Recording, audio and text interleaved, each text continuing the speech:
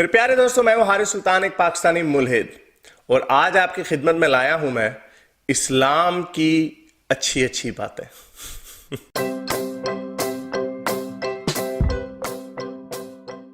दोस्तों, आप लोगों ने इस्लाम की अच्छी अच्छी बातें तो बहुत सी सुनी है।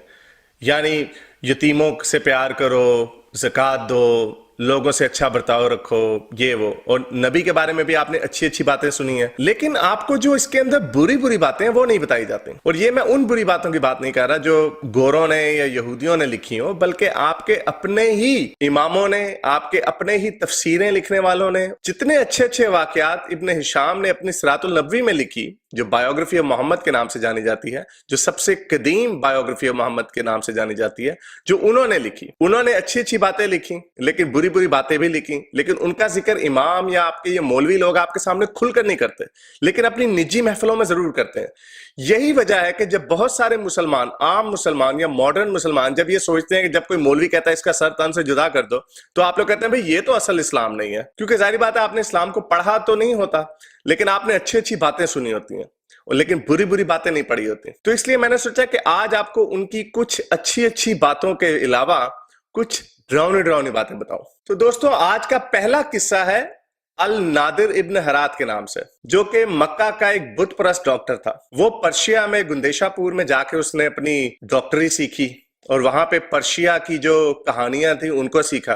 तो जब वो मक्का में वापस आया तो उसने देखा कि आपके प्यारे नबी भी वही कहानियां सुना रहे हैं जो पर्शिया में कहानियां चल रही हैं। उसने एक दफा ये कहा कि मैं भी ये कहानी इस तरह की सुना सकता हूं, और उसने सुनाई। और उसने कहा, आप ये बताओ कि ये कहानी मोहम्मद ने अच्छी सुनाई या मैंने अच्छी सुनाई। इसी के ऊपर कुरान के चैप्टर 8 की 31वीं आयत भी आई, जिसमें कहा गया, और जब कोई पढ़े उन पर हमारी आयतें तो कहें हम सुन चुके हैं, अगर हम चाहें तो हम भी कह लें ऐसा, ये तो कुछ भी नहीं मगर अहवाल हैं अगलों के। यानी एक छोटी सी तनकीद थी। उसने ऑब्जर्व किया कि भाई नबी भी वही कहानियां सुना रहे हैं जो और मुआशरे के लोगों में चली आ रही हैं। तो बजाय इसका जवाब देने के, आपके प्यारे नबी ने कहा कि कौन आदमी मुझे इससे निजात दिलाएगा, कौन इसका सर तन से जुदा करेगा। ये वाकया इब्न कथीर ने अपनी तफसीर में बड़ी तफसील से लिखा है, जिसमें इब्न कथीर ये बयान करते हैं कि जब गज़वा बदर हुई तो अल नादिर इब्न हरात उनके हथे चढ़ गया और उसका सर तन से जुदा कर दिया गया।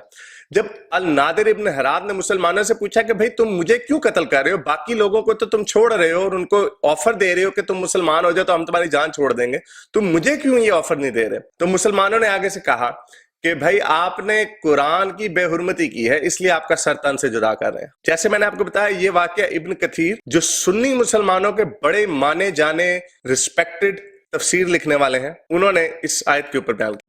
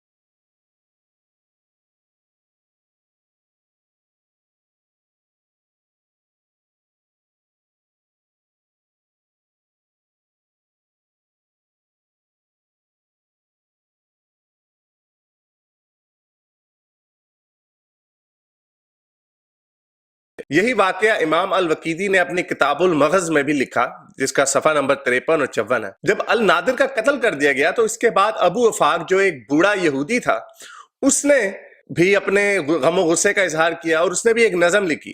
اگر آپ اس نظم کو پڑھیں تو وہ کوئی اتنی گستاخانہ نہیں ہے، کچھ بھی نہیں ہے، اس میں صرف وہ تنقید محمد پہ کر رہے ہیں کہ یہ کس قسم کے اللہ کے لوگ ہیں، امن پسند کے پرچار کرنے والے لوگ ہیں جو لوگوں کا سر تن سے جدا کر دیتے ہیں۔ اس کے اوپر بھی جب آپ کے پیارے نبی کو پتا چلا کہ اس نے یہ نظم لکھی ہے جو نبی کے اوپر تنقید کر رہی ہے، انہوں نے کہا کہ بھائی کون ہے جو اس آدمی کا سر تن سے جدا کرے گا میرے لیے۔ یہ واقعہ اسی طرح ابن ہشام کی سیرۃ النبوی پیج نمبر 675 میں لکھا گیا ہے اور بتایا گیا ہے کہ کس طرح نبی نے کہا کہ اس کا سر تن سے جدا کر دیا جائے۔ یہ سنتے ہی ایک صحابی سلیم ابن عمیر نے ابو وفاق کے گھر جا کر اس کے لیور میں تلوار گھونپ دی اور اس کو قتل کر دیا، صرف اتنی سی بات پہ کہ اس نے تنقید کی۔ تو اگر آپ یہ دیکھیں کہ جب آج کل کے مولوی یہ کہتے ہیں کہ سر تن سے جدا کر دو یا سلمان تاثیر جیسے لوگوں کو قتل کر دو، جب ماڈرن مسلمان جب یہ سنتے ہیں تو کہتے ہیں بھئی اسلام تو ایسا ہے ہی نہیں۔ جناب اسلام ایسا ہی ہے، یہ کارنامے آپ کے پیارے نبی سر انجام دے چکے ہیں۔ اب بجائے اس کے کہ آپ میرا سر تن سے جدا کرنے کی دھمکیاں دیں، آپ اپنے بابوں کے پاس جائیں، اپنے اسکالروں کے پاس جائیں اور ان سے پوچھیں کہ یہ ابن ہرات یا ابو وفاق نامی آدمی کون تھا یا ان کا قتل کیوں کیا گیا۔ یہ صرف 2 واقعات ہیں، اس طرح کے اور بیشتر واقعات ہیں جو میں اگلی ویڈیوز میں آپ کو بیان کروں گا۔ لیکن آگے جانے سے پہلے میں چاہتا ہوں کہ جتنے بھی مسلمان ہیں وہ سنی سنائی اچھی اچھی باتوں پہ تو یقین کر لیتے ہیں، لیکن کتابوں کو خود پڑھیں۔ ابن ہشام کی جو سیرۃ النبوی ہے جس کے اندر اچھے اچھے واقعات لکھے گئے ہیں، اس کے اندر بہت سارے برے برے واقعات بھی لکھے گئے ہیں۔ یہ تقریباً 800 صفحوں کی ایک کتاب ہے، اس کو ضرور پڑھیے۔